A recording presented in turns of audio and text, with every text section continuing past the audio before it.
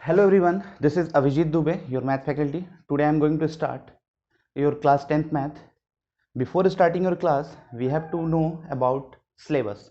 What is the syllabus of class 10th mathematics? Mathematics syllabus divide in 7 units. Units are this. First unit is number system. Second one is algebra, coordinate geometry, trigonometry, mensuration and statics and probability. We know कि आपका जो paper है वो 100 marks का होना है, ठीक है। 80 मार्क्स के आपके जो रिटन एग्जाम है और 20 जो है इंटरनल असेसमेंट के अकॉर्डिंग आपके नंबर्स आते हैं। तो ये आपके डिफरेंट यूनिट हैं। यूनिट के इनसाइड आपको क्या पढ़ना है? In first unit number system we have to deal the real number. Second one is important unit algebra. In this unit we have to deal about polynomial, linear equation in two variable, quadratic equation and arithmetic progression. Arithmetic progression is just new for you. Next one is coordinate geometry. In this we have to study only the coordinate geometry, distance formula, area of triangle and so on. Next one is geometry. In this section we have to study about triangle, similarity of triangle, circle and construction. Next one is trigonometry. ये आपके लिए important भी है और ये पहली बार आप पढ़ रहे हो, ठीक है। तो इसमें हम डिस्कस करेंगे आइडेंटिटीज के बारे में, हाइट एंड डिस्टेंस की बात होगी, जनरल कॉन्सेप्ट होगा, जो बेसिक इसके हैं ट्रिग्नोमेट्री के जो डिफरेंट रेशियोज हैं उनके बारे में हम डिस्कस करेंगे। Next one is mensuration. Mensuration में आप पढ़ोगे area of circle, sector and segment and surface area and volume of 3D figure. Statics and probability, यहाँ पे मीन मीडियन मोड का कॉन्सेप्ट होगा और यहाँ पे प्रोबेबिलिटी से रिलेटेड क्वेश्चन है। ये इसके वेटेज है, ये 6 मार्क्स का होगा, अलजेब्रा 20 का, कोऑर्डिनेट 6 मार्क्स का, geometry 15 marks, trigonometry 12, mensuration 10 and statics and probability 11. Total आप करोगे तो 80. ये बोर्ड एग्जाम का जो पैटर्न होता है। तो टोटल आपके 100 मार्क्स होते हैं, तो रिटन एग्जामिनेशन के 80 होंगे और इंटरनल असेसमेंट आइए जो होगा वो 20. तो टोटल आपके मार्क्स हो गए 100 मार्क्स का पेपर होगा और ये आपका जो डिफरेंट आपके यूनिट्स थे उससे कितना वेटेज है ये यहाँ पे वेटेज आपको बताया गया। तो आई होप कि ये सारी चीज़ आपको क्लियर हो गई होंगी कि किस चैप्टर से कितने मार्क्स के आने हैं क्वेश्चन, किस यूनिट से कितने मार्क्स के क्वेश्चन आएंगे। अब हम स्टार्ट करेंगे अपना जो पहला चैप्टर है रियल नंबर। तो चलिए अब स्टार्ट करते हैं अपना पहला chapter real number. Chapter 1 is real number. आपको पता है रियल नंबर से 6 मार्क्स के क्वेश्चन पूछे जाते हैं। तो इसमें पढ़ना क्या है? तो पहला जो टॉपिक होगा आपका रियल नंबर से related Euclid division lemma. The first topic of this chapter is Euclid division lemma. आप इस टर्म के साथ बहुत फेमिलियर हो। एक्चुअल में ये चीज आप बहुत पहले पढ़ चुके हो, ठीक है। जब आपने डिवीज़न का कॉन्सेप्ट पढ़ा था उस टाइम में भी ये चीज़ें आपने पढ़ी हैं, बट वहाँ पे ये यूक्लिड डिवीज़न का कॉन्सेप्ट नहीं था।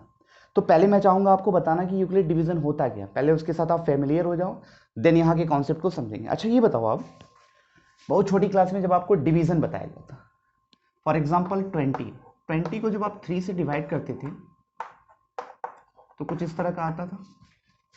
This one is dividend, this one is divisor, this one is quotient and this one is remainder. Clear है? तो इन 4 टर्म के बीच में एक रिलेशन होता है, इसी को हम यूक्लिड डिवीजन लेमा बोलते हैं। क्या रिलेशन होता है आपको पता है? Dividend is equal to divisor into quotient plus remainder. ये पढ़ा है आपने? Dividend is equal to divisor into quotient plus remainder. ये आपका क्या होता है? ये यूक्लिड डिवीजन का कॉन्सेप्ट यही आपको यहाँ पे पढ़ना है। तो यहाँ पे हम रियल नंबर की बात करेंगे। ये तो पर्टिकुलर नंबर लेके आपको समझा दिया, अब आप इसके साथ फेमिलियर हो गए। What is Euclid division lemma? You know about Euclid division lemma by 2 given number, 2 और 3 गिवन नंबर। बट अगर आपको जनरल टर्म में बात करनी हो, हम यहाँ रियल नंबर के लिए बात करेंगे या इंटीजर्स के लिए बात करेंगे, तो कहता है कि let A B are 2 positive integer. अगर a and b are 2 given positive integer, 2 positive integer आपके पास a एंड b है. When a is divided by b, when a is divided, लिख देता हूं मैं यहां पे से, when a is divided by b, then we have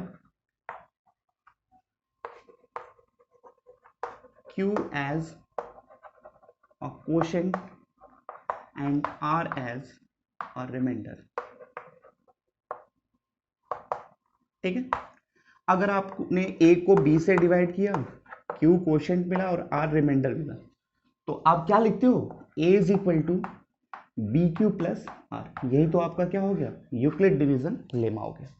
हमने a को b से डिवाइड किया, क्वोशंट आपका q है, रिमाइंडर r है, इसी को हमने डिफाइन कर दिया, dividend is equal to divisor into quotient plus remainder. अब यहाँ पे जो r होता है रिमाइंडर, उसकी वैलिडिटी क्या है, मतलब क्या हो सकता है r, तो r का जो लिमिटेशन है, r इज ग्रेटर देन और equal to 0 but less than b। मतलब ये हुआ कि जो रिमाइंडर है उसकी वैल्यू आप 0 कह सकते हो या उससे अधिक हो सकती है, बट किससे लेस होगी, जिससे आप डिवाइड कर रहे हो। एग्जांपल देख लेना, हमने यहाँ पे 20 को 3 से डिवाइड किया तो रिमाइंडर 2 है। ये रिमाइंडर की वैल्यू हो सकता है किसी टर्म में 0 हो जाए। मान लीजिए अगर 18 होता तो 6 3 जा 18, रिमाइंडर 0 होता। यहाँ पे 19 होता तो यहाँ पे रिमाइंडर कितना होता, 1 होता। यहाँ पे 20 है तो रिमाइंडर 2 है, अगर 21 होता तो फिर रिमाइंडर 0 होता। मतलब ये है कि जिससे आप डिवाइड कर रहे हो उससे ऑलवेज वैल्यू क्या होगी, लेस होगी, और क्या हो सकता है, 0 या उससे ग्रेटर हो सकता है। तो ये आपका हो गया Euclid division lemma. I hope कि इसमें कोई डाउट नहीं होगा, ये कॉन्सेप्ट क्लियर होगा आपका। अब आगे देखते हैं। Next part is Euclid division algorithm. Euclid division algorithm क्या होता है, ये एक प्रोसेस है। In this process we have to find the HCF of given two number. हम यहाँ पे क्या करते हैं, आपके पास 2 गिवन नंबर है और क्वेश्चन में आपसे कहता भी है find the HCF of given 2 number by Euclid division algorithm. तो यूक्लिड डिवीजन एल्गोरिथम की जो टेक्निक है उसका यूज करके हम क्या करेंगे, एचसीएफ फाइंड करेंगे। क्या होता है प्रोसेस, एक क्वेश्चन पे हम पढ़ेंगे और उसके बाद जितने भी क्वेश्चन आपके आएंगे उस पर अप्लाई करेंगे तो इजिली आपका क्वेश्चन सॉल्व होगा। तो करते क्या है देखिएगा, क्वेश्चन आपसे कहेगा, मान लीजिए एक क्वेश्चन में ले रहा हूँ, use Euclid algorithm find the HCF of 405 and 2520। Using Euclid division algorithm find the HCF of these two number. HCF निकालते हो आप, ठीक है। तो एचसीएफ का मतलब आपको पता है by name, highest common multiple, sorry highest common factor. Highest common factor का मतलब क्या हुआ, जैसे देखिए हम एक छोटे नंबर के थ्रू आपको समझाने की कोशिश कर रहे हैं कि एचसीएफ होता है। मान लीजिए हमारे पास 8 है एक नंबर और एक नंबर 12 है। तो प्राइम फैक्टराइजेशन आपने पढ़ा है, 8 का फैक्टर क्या होगा, 2 इंटू 2 इंटू 2, और 12 का, इसमें से आप देखते हो जो चीज़ें कॉमन है बोथ प्लेसेस पे, वही है इसका क्या हो गया, एचसीएफ हो गया। तो यही कॉन्सेप्ट यहाँ पे लेके चलना है, इन दोनों का एक ऐसा नंबर आपको बताना है जिससे ये दोनों के दोनों नंबर डिविजिबल है, लेकिन हमको यूक्लिड डिवीजन एल्गोरिथम का यूज करके सॉल्व करना है, तो उसके स्टेप को जानना होगा। सबसे पहले इसको लॉन्ग डिवीजन से सॉल्व करेंगे। लॉन्ग डिवीजन से सॉल्व करने का मतलब, इसमें से आप देखो विच वन इज ग्रेटर, तो क्लियरली 2520 इज ग्रेटर देन 405। जो बड़ी वैल्यू है आपने पहले आइडेंटिफाई कर लिया, which one is greater and which one is smaller. तो यहाँ पे 2520 और इसको डिवाइड कर रहे हो 405 से, ठीक है। कितनी बार में जाएगा ये चेक कर लो। यहाँ पे हमको लगता है 6 टाइम में चला जाएगा, 30 24, ठीक है। अब यहाँ से आप माइनस करो वैल्यू माइनस करोगे तो 90। अब अगले स्टेप पे क्या करना होता है, डिविडेंड, डिवाइजर, कोशेंट और ये रिमाइंडर। तो नेक्स्ट स्टेप क्या होता है, ये आपका जो रिमाइंडर है वो अब आपका क्या हो गया, डिवाइजर हो गया, और फर्स्ट स्टेप पे जो आपका डिवाइजर था अब वो आपका क्या हो गया, डिविडेंड हो जाएगा। तो 405 यहाँ आ गया। अब कितनी बार में जाएगा, तो 4 36, ठीक है। माइनस करेंगे तो 45, फिर वही स्टेप, यहाँ का रिमाइंडर अब क्या हो गया आपका, डिवाइजर हो गया, और यही प्रीवियस जो डिवाइजर था वो आपका डिविडेंड हो गया। कितनी बार में जाएगा, 2 टाइम। अब आपको चेक करना था कि रिमाइंडर 0 आ जाना चाहिए, ये प्रोसेस हो गया।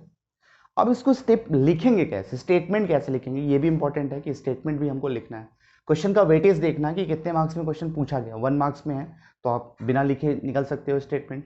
अगर 2 या 3 मार्क्स का है तो बेस्ट ऑप्शन है कि आप स्टेटमेंट आप लिखो इसका, तो कहीं से भी एग्जामिनर के पास ऑप्शन नहीं होगा कि आपके नंबर को वो कट कर दे। बुक में भी इसका स्टेटमेंट लिखा होगा, तो स्टेटमेंट मुझे याद नहीं करना होता है, ठीक है। स्टेटमेंट का जो प्रोसेस है वो एक बार आप खुद के अंदर इनकलकेट कर लो कि हमको लिखना क्या है, मतलब एक बार आपने समझ लिया और उसी पैटर्न को आप फॉलो करोगे डिफरेंट क्वेश्चन के लिए। तो हमने यूक्लिड डिवीजन लेमा पढ़ा, उसी का यूज करके हमको सॉल्व करना है। तो Euclid division lemma on the basis of dividend, divisor, quotient and remainder, ये 4 के बेस पे है। तो यहां पर भी तो आपने डिवीजन किया, फर्स्ट स्टेप देखना, this one is dividend, divisor, quotient and remainder. तो पहला स्टेप क्या होगा, आपने लिखा हमारा एम है रिमाइंडर 0 आना चाहिए। जिसके रिस्पेक्ट में रिमाइंडर 0 आएगा, जिस डिवाइजर के रिस्पेक्ट में रिमाइंडर 0 आएगा, वो आपका क्या होगा, एचसीएफ हो जाएगा। देखो यहाँ पे जैसे 45 के रिस्पेक्ट में रिमाइंडर 0 आया तो इन दोनों का एचसीएफ क्या होगा, 45। अब उसको लिखेंगे कैसे, तो पहला स्टेटमेंट है, आप अपनी कॉपी में लिखिएगा। तो एक स्टेप मैं बता रहा हूं, उसके बाद आप कॉपी करिएगा। तो हमने लिखा क्लियरली, ये स्टेटमेंट लिख दिए clearly 2520 is greater then this. तो स्टेप फर्स्ट क्या होगा, 2520 इज ग्रेटर देन 405, इससे ग्रेटर है। तो आपने क्या लिखा, on dividing 2520 by 405, then we have 6 as quotient and 90 as remainder। यही तो आप काम करते थे, a को b से डिवाइड किया, on dividing a by b then we have q as a quotient and r as a remainder, then by Euclid division lemma। तो आपने लिख दिया, then by Euclid division lemma क्या लिख सकते हो इसको, 2520 is equal to 405 into 6 plus 90। This one is step. यहां पे रिमाइंडर 0 आया क्या, remainder is not equal to 0, तो आप लिखोगे अगला स्टेप जो होगा कि इसका रिमाइंडर क्या है, 0 नहीं है। तो यहां पे लिख देते हैं remainder is not equal to 0, then again। अब अगेन में क्या लिखोगे, again dividing 405 by 90 then we have 4 as a quotient, 45 as a remainder। तो मैं डायरेक्ट उसका वो न्यूमरल वैल्यू लिख रहा हूँ। स्टेटमेंट आप यहाँ पे स्टेप 2 करके लिख लीजिएगा। तो क्या होगा, सेकेंड स्टेप आपका ये है, 405 90 into 4 plus 45, this one is equation number 2। फिर आप लिखोगे remainder is not equal to 0, तो फिर से क्या करोगे, रिमाइंडर 0 नहीं है तो अगले स्टेप पे फिर से आप इसको डिवाइड करोगे। तो ये स्टेटमेंट फिर लिखोगे, remainder is not equal to 0, then again अब किसको डिवाइड कर रहे हो, अब डिवाइड कर रहे हो 90 को किससे, 45, then we have 2 as a quotient and remainder is 0। तो यहां पे कैसे लिखोगे, स्टेप थर्ड क्या है, स्टेप थर्ड आपने डिवाइड किया किसको, 90 को, 45 into 2 plus 0, equation third, remainder is equal to 0, hence our procedure will be stop. अब यहाँ पे क्या होगा, अपना प्रोसीजर जो है स्टॉप हो गया, क्योंकि रिमाइंडर जो आपका एम था, एम विल बी फुलफिल। यहाँ पे एम फुलफिल है, अब इसके बाद डिवाइड करने का कोई मतलब है नहीं, तो डायरेक्ट इसके बाद लिखोगे कि our procedure will be stop, hence HCF of 2520 and 405, इसका एचसीएफ क्या होगा, यहां ऊपर लिख देता हूं, दिख नहीं रहा है, यहां पे लिख देता हूं। तो यहां तक आपने लिखा ये चीज इक्वल टू, ठीक है। अब इसके बाद क्लियरली हो गया कि इसका रिमाइंडर 0 आ गया, hence HCF of 2520 and 405 is equal to 45, ये आपका एचसीएफ होगा। तो आपने डायरेक्टली लिख दिया कि इसका एचसीएफ क्या होगा, ये होगा। अब एक दूसरा क्वेश्चन देखते हैं, आपके बुक में ये गिवन है, एचसीएफ से रिलेटेड है। एक क्वेश्चन हमने किया और वो चीज़ें इजी हैं, कोई भी आप क्वेश्चन करोगे, यूक्लिड डिवीजन की बात करेगा तो आपको वही प्रोसेस यूज़ करना है बार बार, क्वेश्चन बदल जाएगा बट प्रोसेस सेम रहेगा। ये थोड़ा सा डिफरेंट है, इसको भी देख लेते हैं। आपकी बुक आर.एस. अग्रवाल में मिल जाएगा, आर.डी. शर्मा में, और बहुत सारे बुक में ये मिल जाएगा इस टाइप का क्वेश्चन। आर.एस. अग्रवाल का क्वेश्चन मैं ये टच कर रहा हूँ फर्स्ट एक्सरसाइज का। Using Euclid algorithm find the HCF of 1190 and 1445, express the HCF in the form. अब ये क्वेश्चन अगर पूछा आएगा तो 3 और 4 मार्क्स में ही पूछा जाएगा। तो देखिएगा कैसे इसका स्टेप क्या होता है। हम यहाँ पे जो स्टेप्स हैं, जो स्टेटमेंट है, वो स्टेटमेंट नहीं बताएंगे। स्टेटमेंट आई होप कि अंडरस्टूड है, वो आप लिखना चाहोगे तो उसको एडजस्ट कर सकते हो, वही स्टेटमेंट बार बार, on dividing this by this, quotient is this, remainder is this. उसके बाद से यूक्लिड एल्गोरिथम का यूज़ करके, तो सबसे पहला काम है, इसको हम लॉन्ग डिवीजन का इसका जो टेबल है उसको प्रिपेयर कर लेते हैं। 1445 को अगर आपने 1190 से डिवाइड किया, वन टाइम में गया, यहाँ पे कितना आएगा 255। 1190 को डिवाइड किया 4 टाइम में, तो माइनस यहाँ कर ले रहा हूँ मैं 170। 255 वन टाइम में जाएगा 85, 85 से 170 को डिवाइड किया 2 टाइम में, रिमाइंडर कितना आ गया 0। रिमाइंडर 0 आ गया, इसका मतलब एचसीएफ क्या है 85। ये तो क्लियर है कि एचसीएफ 85 है। अब इसके स्टेटमेंट जो इसका स्टेप है उस स्टेप को लिखते हैं। हम यहाँ पे स्टेटमेंट नहीं लिखेंगे, स्टेटमेंट आपको पता है, आप उसके बीच में इंक्लूड कर दीजिएगा। तो पहला स्टेप क्या होगा, 1445 को आपने ये dividend divisor into quotient plus remainder, this one is equation 1। Second one 255 into 4 plus 170। अब आप कंफ्यूज मत होना कि सर ये कहाँ से लिख रहा है। ये पहले स्टेप में dividend is equal to divisor into quotient plus remainder, second step में this one is dividend divisor into quotient plus remainder, अगले स्टेप पे ऐसे। इसी तरीके से हम करेंगे। नेक्स्ट क्या होगा 255 170 into 1, third one, next one is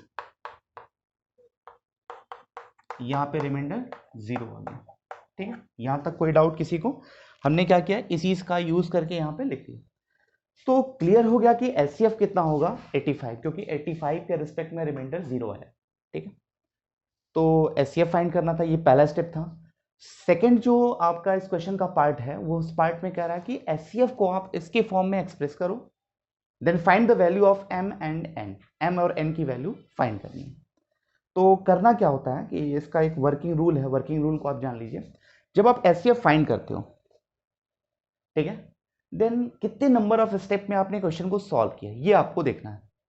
जैसे यहाँ पे इस क्वेश्चन को हमने सॉल्व किया तो 4 नंबर ऑफ स्टेप है। हो सकता है किसी क्वेश्चन में 7 हो, 8 हो, 9 हो, 5 हो, कुछ भी हो। तो आपको करना क्या है, सेकंड लास्ट स्टेप से स्टार्ट करना है। जितने भी स्टेप हैं, 4 स्टेप है तो सेकंड लास्ट क्या होगा, थर्ड होगा। 7 स्टेप है तो 6 होगा, 5 है तो 4 होगा। और जो भी एचसीएफ है, एचसीएफ की वैल्यू फाइंड करनी है। जैसे इसका एचसीएफ क्लियर है कि 85 होगा, तो 4 स्टेप है, second last step is third step, तो थर्ड स्टेप से सॉल्व करेंगे। और एचसीएफ क्या है आपको 85 की वैल्यू बतानी है। तो 85 इज इक्वल टू क्या होगा, ठीक है, यहां तक कोई डाउट नहीं है। अब क्या करते हैं, इन दोनों नंबर में से आप देखते हो विच वन इज स्मॉलर, कौन सा स्मॉलर है। स्मॉलर वैल्यू जो है, अब आपको यहां से एक एक स्टेप पीछे जाना है, प्रीवियस, थर्ड के बाद सेकंड, सेकंड के बाद फर्स्ट पे पहुंचना है। इन दोनों में से जो स्मॉलर वैल्यू है, स्मॉलर वैल्यू की वैल्यू फाइंड करनी है जस्ट प्रीवियस टर्म से। तो प्रीवियस टर्म आपका कौन सा होगा, सेकंड, और इन दोनों में स्मॉलर कौन है 170। तो 170 की वैल्यू आप यहां से बताओ, 170 की वैल्यू और क्या होगी, दिस माइनस दिस, तो इसको ब्रैकेट में लिख देते हैं 4 इंटू 250। तो यहाँ पे 85 is equal to 255 minus 1190 minus minus plus 4 times of 255। Simplify किया तो 1190, ये 255, 4 टाइम और 1 टाइम कितना हो जाएगा, ये माइनस में 5 टाइम ऑफ 255। यहाँ तक कोई डाउट नहीं है। अब आप क्या करोगे, फिर देखोगे इन दोनों में स्मॉलर वैल्यू कौन सी है। अगर हम इसकी और इसकी बात करें तो स्मॉलर इज 255, तो स्मॉलर वैल्यू की वैल्यू निकालनी है। और जस्ट प्रीवियस, तो इसकी जस्ट प्रीवियस कौन है, फर्स्ट स्टेप। यहाँ से 255 की वैल्यू क्या होगी, दिस माइनस दिस, तो लिख सकते हो आप 1445 माइनस 1190। ठीक है, यहाँ सिंप्लीफाई करेंगे तो 85 इज इक्वल टू, ये देखना 5 टाइम्स, यहाँ देखना minus 1190 plus 5 times of 1445 minus 5 times of 1190। यहाँ तक कोई दिक्कत नहीं है। एक बार फिर से भी एक्सप्लेन कर देंगे। अब इसके बाद थोड़ा सिंप्लीफाई करते हैं, तो सिंप्लीफाई करके हम यहाँ पे लिख देते हैं, क्या होगा 85 is equal to minus 1 time minus 5 times, क्या लिख सकते हो, minus 6 time of 1190 plus 5 times of 1445। ठीक है, यहां तक कोई दिक्कत। अरे भाई 1 टाइम ये है, 5 टाइम ये, तो 6 टाइम और ये 5 टाइम। कह रहा कि HCF is expressible in the form, ये एक्चुअल में क्या था, ये एचसीएफ ही तो था, मतलब एचसीएफ 85 है, तो इसके प्लेस पे आप क्या लिख सकते हो 1190 m प्लस 1445 n। अब यहाँ पे आप कंपेयर कर लो, ऑन कंपेयरिंग बोथ साइड आपने कंपेयरिंग किया, ये एचसीएफ है गिवन था और आपने एचसीएफ इसके फॉर्म में निकाला, दोनों का लेफ्ट हैंड साइड सेम है, राइट हैंड साइड में कोफिशिएंट का आप कंपैरिजन करो, यहाँ पे 1190, यहाँ पे 1190, यहाँ पे m, यहाँ पे -6, तो m की वैल्यू कितनी हो गई -6, और यहाँ पे 1445 1445, यहाँ पे क्या है 5 और यहाँ पे क्या है n, तो n की वैल्यू 5 और इसका एचसीएफ क्या है 85। तो इस क्वेश्चन में देखो कितनी चीजें पूछ रहा था, m और n की वैल्यू पूछा है और फिर आपसे क्या पूछा है एचसीएफ। तो ये प्रोसेस आपको अप्लाई करना है, कोई भी क्वेश्चन इस टाइप का अगर आता है तो यही इसका वर्किंग रूल होगा। एक कंफ्यूजन रहती है कि कितने स्टेप है, हमने बताया था जितने स्टेप होंगे सेकंड लास्ट स्टेप से एचसीएफ की वैल्यू आपको निकालनी है। प्रोसेस एक बार समझ लीजिए फिर से, जितने स्टेप हैं सेकंड लास्ट स्टेप से एचसीएफ की वैल्यू, जैसे यहाँ पे 4 स्टेप था तो थर्ड स्टेप से हमने एचसीएफ की वैल्यू निकाल लिया। अब इसके बाद इन दोनों में कंपेयर करना, which one is smaller, smaller value आपको जस्ट प्रीवियस इक्वेशन से सॉल्व करना है। सॉल्व किया, फिर देखा है सिंप्लीफाई करने के बाद विच वन इज स्मॉलर 255, अब 255 जस्ट प्रीवियस, इसकी जस्ट प्रीवियस इक्वेशन से 255 की वैल्यू। ऐसा करने के बाद आपको मिलता क्या है, एक्चुअल में जो ओरिजिनल इक्वेशन था आपका वो 1190 और 1445 में था, तो उसके टर्म में आपने एक्सप्रेस कर दिया और इजिली आपने वहां से कंपेरिजन किया, कंपेरिजन के हेल्प से आपने इसका m और n की वैल्यू निकाल ली। इस तरह के क्वेश्चन आपसे पूछे जाएंगे तो वहां पे डरना नहीं है, आपको इजिली ये वाला मेथड यूज करना है और क्वेश्चन आपके इजिली सॉल्व हो जाएंगे। अब इसके बाद देखते हैं इस वीडियो लेक्चर का जो लास्ट टॉपिक है वो है some application of Euclid division lemma. बड़ा ही इंटरेस्टिंग टॉपिक है और बड़ा ही कॉम्प्लिकेटेड है। कॉम्प्लिकेटेड है बच्चों के सेंस से कि वो समझ नहीं पाते हैं कि स्टेटमेंट कैसे लिखना है। अगर चीज़ों को समझ के आप करोगे तो आपके लिए बहुत ईजी हो जाएगा ये टॉपिक, अदरवाइज ये बहुत ही डिफिकल्ट है। तो हमको देखो स्टेटमेंट याद नहीं करना कि क्या करना है। सबसे पहला काम होगा स्टेटमेंट में गिवन जो है मीनिंग ऑफ स्टेटमेंट, अगर आप उसके साथ फैमिलियर हो गए तो वो चीज़ें आपको आसान लगने लगेंगी। सिंपल सा कॉन्सेप्ट ये है, अगर वो उस चीज़ के साथ आप फैमिलियर नहीं हो तो वो आपको ईजी नहीं लगेगा।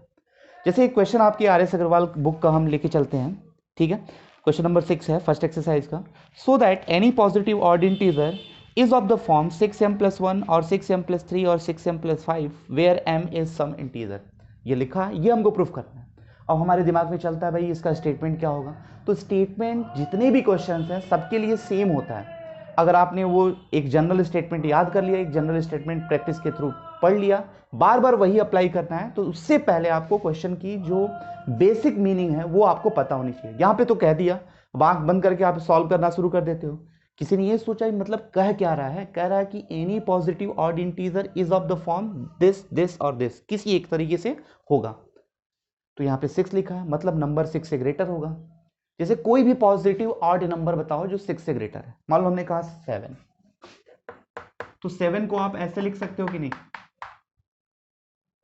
क्या ये 6m+1 का फॉर्म है कि नहीं। यहाँ पे m के प्लेस पे क्या है 1 है। मान लो किसी ने कहा कि नहीं सर इसके बाद क्या करते हैं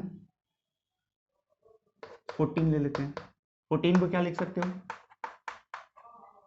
तो ये 6m+2 का फॉर्म है कि नहीं, m के प्लेस पे क्या है 2 है। किसी ने कहा नहीं सर 27 लिख लेते हैं, तो 6 4 जा 24, ये एक्चुअल में है क्या 6m+3 का फॉर्म है कि नहीं, m के प्लेस पे 4 है। अब इस क्वेश्चन का जो रियल मीनिंग था, जो यूजुअल मीनिंग था, वो मीनिंग आपको पता चल गया। अब थोड़ी चीज आप इस क्वेश्चन के साथ फेमिलियर हो, अच्छा यही कह रहा था, हुए कि नहीं, जब आपने ये चीज, अच्छा ये बात कर रहा था, ये तो हमको पता ही है, कौन सी बड़ी बात है, लेकिन इसको स्टेटमेंट के फॉर्म में शो करना है। अब आते हैं इसका जो वर्किंग रूल है, सॉल्व करने का जो वर्किंग मेथड है वो जाने। यहां तक क्लियर हो गया होगा इसका मतलब मीनिंग क्या है। इसी तरह कोई भी क्वेश्चन होगा तो उसको आप पहले एनालाइज कर लेना कि मतलब इसमें कह क्या रहा है, क्या चीजें कह रहा है, हमको क्या निकालना है। तो जब आप उसके साथ एक फेमिलियर फील करोगे ना, तो क्वेश्चन सॉल्व करना बड़ा आसान हो जाता है। हम क्या करते हैं, आंख बंद करके केवल मेथड की तरफ सोचते हैं, भाई क्या करना लॉ लिख दिया, याद कर लिया, तो उससे काम नहीं चलेगा। कितने क्वेश्चन कितने स्टेटमेंट आप याद करोगे, ठीक है।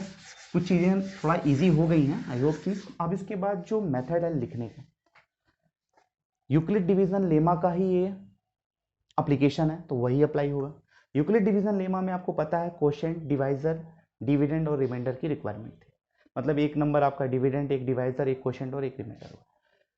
यहां पे आप दो चीजें आपको पता होती हैं पहले से, जैसे ये m के फॉर्म में दिया है तो ये आपको क्वोशिएंट लेके चलना है, जो भी नंबर यहाँ पे दिया है वो आपको क्वोशिएंट लेके चलना होता है।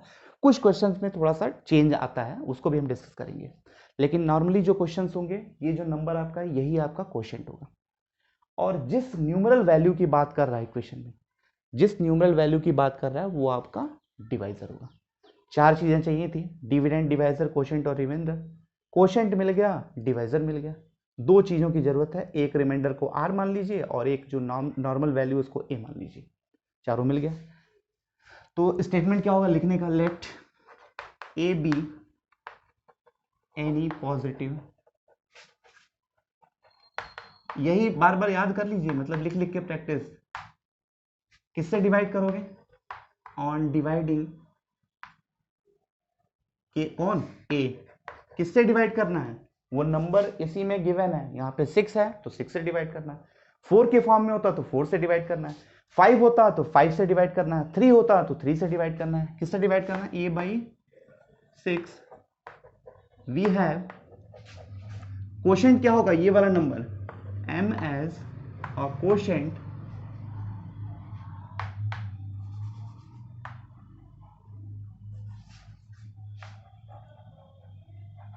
and remainder r as remainder, then by Euclid division lemma, क्या था, a नंबर था, 6 से डिवाइड किया, क्वोशिएंट m मिला, रिमाइंडर r मिला, तो क्या लिखोगे, a is equal to 6m plus r, ये इक्वेशन 1 हो गया।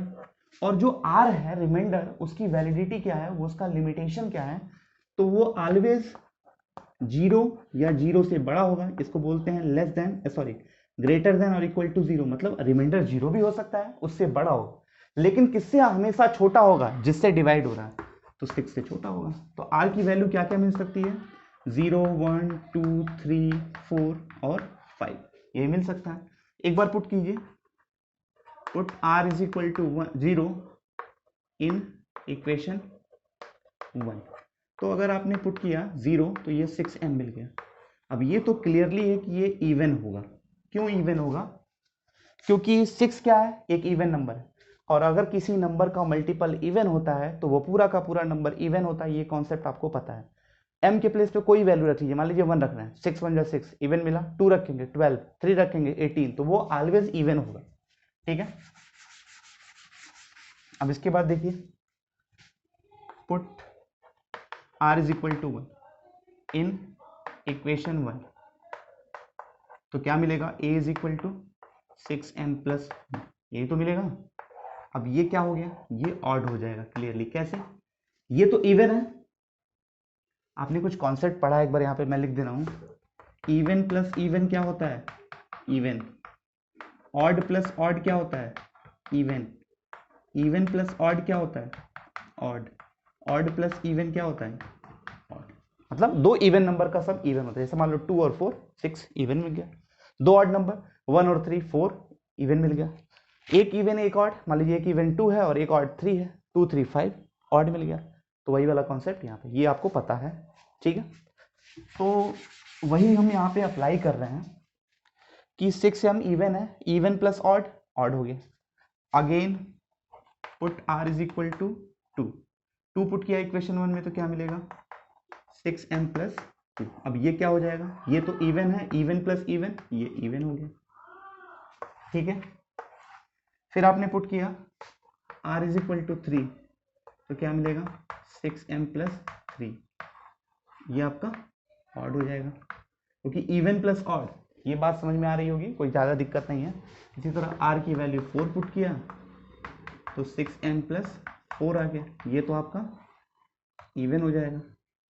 और r की प्लेस पे 5 पुट किया तो a is equal to 6m plus 5, ये आपका ऑड हो जाएगा।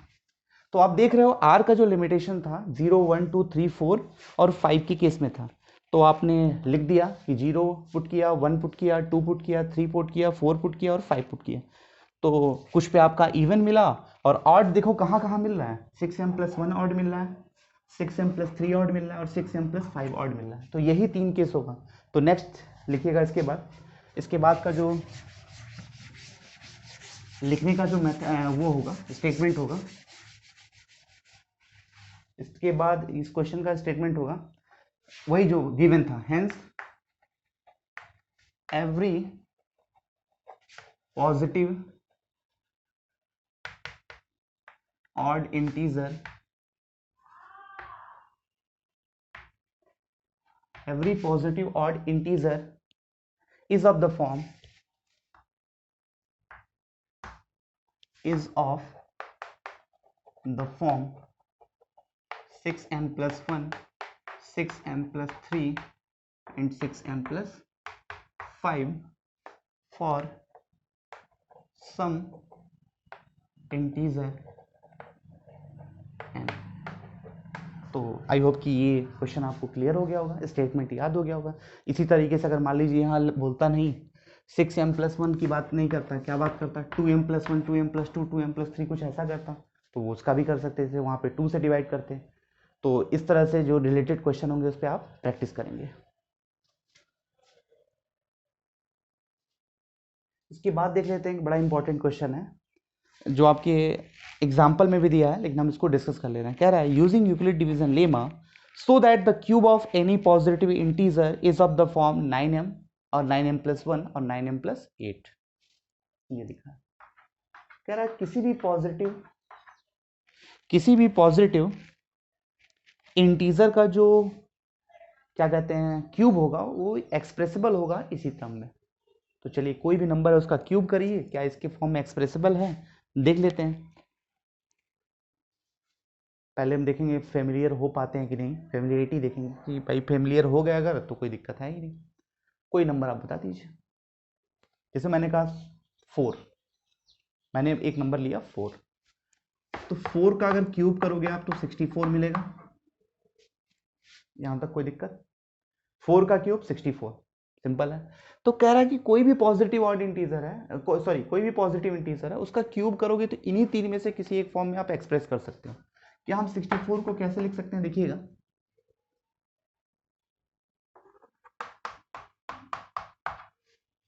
लिख सकते हैं कि नहीं। क्या ये 9m प्लस 1 का फॉर्म है, बिल्कुल है, m के प्लेस पे 7 है, कोई दिक्कत नहीं है। तो हमने 4 का क्यूब किया तो इस तरह लिख लिया। मान लीजिए 5 का क्यूब करते हैं, 5 का क्यूब किया, अब 5 का क्यूब किसके फॉर्म में एक्सप्रेसिबल है ये देख लेते हैं। तो 125 को अगर लिखना चाहें हम,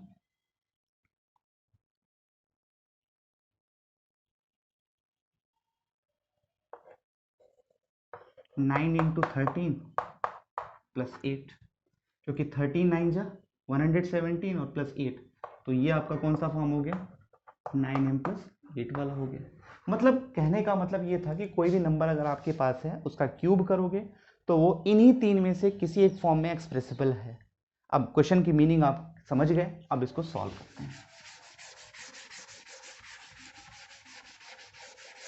क्यूब की बात कर रहा है, ठीक है। तो हम जब इसका सोल्यूशन करेंगे तो सबसे पहले मानेंगे लेट ए बी, वही statement, any positive integer on dividing. अब देखो यहाँ पे डिवाइडिंग की बात करेंगे तो हमने कहा था कि जो न्यूमरल वैल्यू होती है उसी से डिवाइड करना होता है, तो आप 9 से डिवाइड करोगे। बट जब 9 से डिवाइड करोगे तो r के प्लेस पे वैल्यू 0 से लेके 8 तक डिविजिबल वैल्यू पुट करनी होगी, तो बड़ा कॉम्प्लिकेटेड होगा। तो हम इससे अच्छा है कह सकते हैं कि 9 की डिविजिबिलिटी का मतलब अगर 3 से डिविजिबल है, 3 की बात कर लें तो r की प्लेस पे सॉरी डिविजिबिलिटी हम 3 रख लेते हैं, क्योंकि 9 का जो नंबर होता है, जो भी नंबर होते हैं वो 3 से डिविजिबल होते हैं, तो उसकी जो स्मॉलर डिविजिबिलिटी है उससे हम चेक वैल्यू पुट कर सकते हैं। तो आर के डिविजिबल किससे करेंगे? 3 से, ऑन डिवाइडिंग ए बाई 3। तो 3 से करने का मतलब क्या होगा, आर की वैल्यू क्या हो जाएगी, 0 और 1 और 2, तीन ही वैल्यू मिलेगी। लेकिन उस तरह क्या होता, 0 1 2 3 4 5 6 7 8 तक जाते हैं, तो कैलकुलेशन बड़ा होता है, उससे बचने के लिए वी हैव। अब यहाँ पे डायरेक्ट हम m को क्वोशिएंट नहीं मानेंगे, क्योंकि यहाँ पे क्यूब की बात कर रहा है ना, तो पहले हम क्या करेंगे, m नहीं मानेंगे, कुछ और मान लेते हैं, q मान लेते हैं, q as a quotient and r as a remainder, ठीक है। Then by Euclid division lemma क्या लिख सकते हो, a is equal to 3q plus r, दोनों साइड क्यूब कर दीजिए क्योंकि क्यूब की बात कर रहा है। तो a cube is equal to a plus b का होल क्यूब पता है, a cube plus b Q plus 3ab, 3ab in bracket a plus b. Simplify कर लेते हैं, a cube is equal to 27 r cube, 3 3 जा 9 3 जा 27 Q R, 3 3 जा 9, ये क्यू स्क्वायर हो जाएगा ना, Q into Q, Q square, 3 3 जा 9 क्यू आर इंटू आर, ये इक्वेशन 1 मिलेगा। और आर की, यहाँ से आर की वैल्यू क्या थी, आर इज ग्रेटर देन 0 और equal to but less than 3, तो आर की वैल्यू क्या क्या मिल जाएगी, R is equal to 0 1 and 2, यही तो मिल गया, 0 1 एंड 2, यहाँ तक कोई डाउट नहीं है। इक्वेशन 1 में पुट कीजिए, put R is equal to 0 in equation 1 में पुट किया 27q, क्योंकि यहाँ 0 यहाँ 0 यहाँ 0 सब कैंसिल। अब आपको दिखाना है 9m के फॉर्म में, तो देखना है यहाँ पे, अगर यहाँ से 9 हम कॉमन करते हैं, क्या ये 9 और ये पूरा अगर m मान लें तो 9m के फॉर्म में है कि नहीं, भाई हमने 9 कॉमन कर लिया और जो बचा ब्रैकेट में उसको m मान लिया, तो यहाँ पे डायरेक्ट लिख सकते हैं 9m where m is equal to 3q। कोई दिक्कत, पहला स्टेप आपका क्लियर हो गया कि 9m के फॉर्म में दिखा लेंगे। अब r के प्लेस पे क्या पुट करोगे, एक बार 0 पुट किया, अब अगली बार 1 पुट करेंगे, तो इसको हम इरेज कर रहे हैं,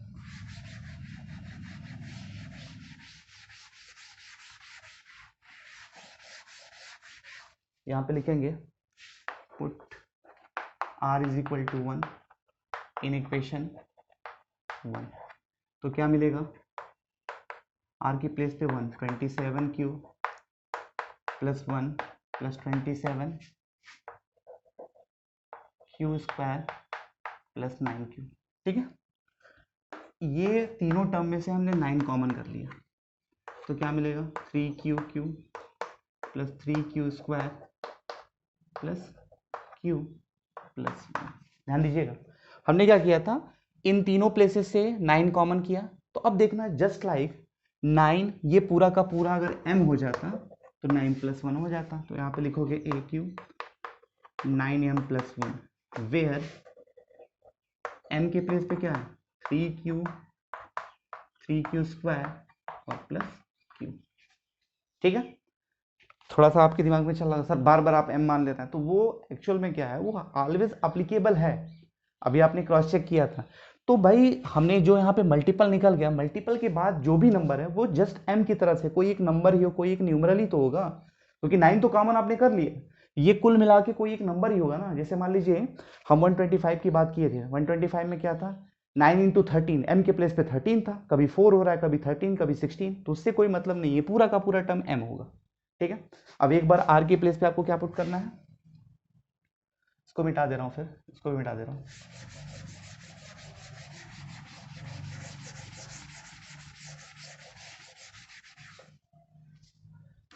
put r is equal to 2 in equation 1, तो a cube is equal to 2 put किया, 27 क्यू क्यू, 2 का क्यू 8, यहाँ पे 2 रख दिया, 27 2 जा 54 क्यू स्क्वायर, 2 का स्क्वायर 4, 4 9 जा 36, यहाँ पे 2 पुट किया तो ये 54 हो गया, यहाँ 2 का स्क्वायर 4, 4 9 जा 36, अब यहाँ यहाँ और यहाँ से 9 कॉमन कर दीजिए,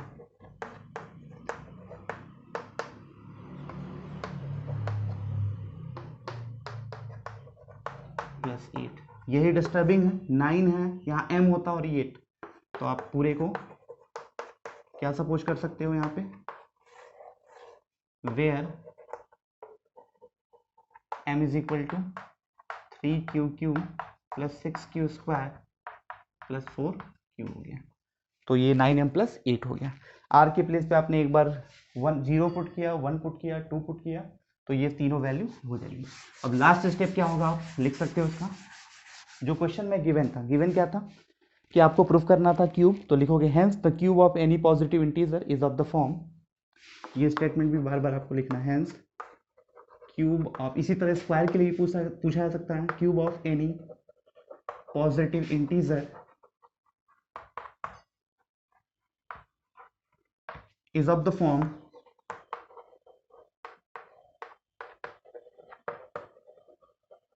9m और 9m plus 1 और 9m plus 8 for some integer m, ये आपका प्रूफ हो गया।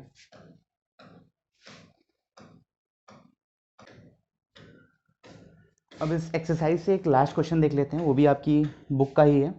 Proof that if x and y both are positive odd integer then x square plus Y square is even but not divisible by 4।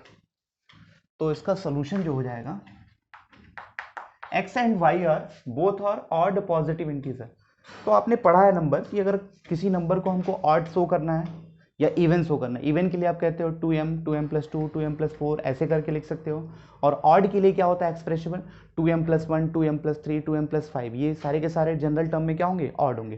तो हमने suppose किया, ये लिखोगे we know that every positive odd integer is expressible in the form 2m plus 1 2m plus 3 2m plus 5 and so on. Let x is equal to 2m plus 1 and y is equal to 2m plus 3, हमने suppose कर लिया। तो क्या कर रहा है, X square plus Y square is even but not divisible by 4। 4 divisibility के लिए 4 कॉमन होना चाहिए, 4 उसका फैक्टर हो जाना चाहिए। चलिए, तो 2m plus 1 whole square again 2m plus 3 whole square, simplify करते हैं, 4m स्क्वायर प्लस 1 प्लस 2 2 जा 4m, यहाँ पे करेंगे 4m square plus 9 12m, 4m square 8m square 4m plus 12 16m plus 10, यहाँ से 2 इजिली कॉमन होगा। अब देखो यहाँ पे 2 इसका मल्टीपल है, हमने बताया था इवन का कॉन्सेप्ट क्या है, अगर किसी भी नंबर का मल्टीपल इवन है तो whole number will be even. जैसे क्या हुआ, यहाँ 2 है, 2 में कुछ भी मल्टीप्लाई करोगे तो ऑलवेज क्या होगा, इवन। कोई भी नंबर आप मल्टीप्लाई करोगे तो इवन। तो ये तो क्लियरली कि ये इवन है, बट 4 से डिविजिबल के लिए क्या होना चाहिए, 4 उसका फैक्टर नहीं है, मतलब 4 कॉमन होना चाहिए। तो आप लिखोगे hence clearly X square plus Y square is even but not divisible by 4। ये तो आपका क्लियर हो गया। इसी के साथ आपकी ये एक्सरसाइज कंप्लीट हो गई, ये वीडियो लेक्चर कंप्लीट हो गया। एक बार फिर से हम रिकॉल करते हैं क्या क्या चीज़ें हमने इसमें डिस्कस किया। इसमें हमने अब सिलेबस डिस्कस किया, यूक्लिड डिवीजन लेमा, फिर आपने एचसीएफ फाइंड किया यूक्लिड डिवीजन एल्गोरिथम के थ्रू, फिर आपने कुछ क्वेश्चंस को सॉल्व किया, फिर इसके एप्लीकेशन से रिलेटेड कुछ क्वेश्चन को सॉल्व किया। अब इसके बेसिस पे आप पहली एक्सरसाइज के क्वेश्चन को सॉल्व करोगे आर एस अग्रवाल के। देन हम नेक्स्ट वीडियो लेक्चर में मिलेंगे, वहाँ पे अब आगे की चीज़ें पढ़ेंगे। Okay, thank you.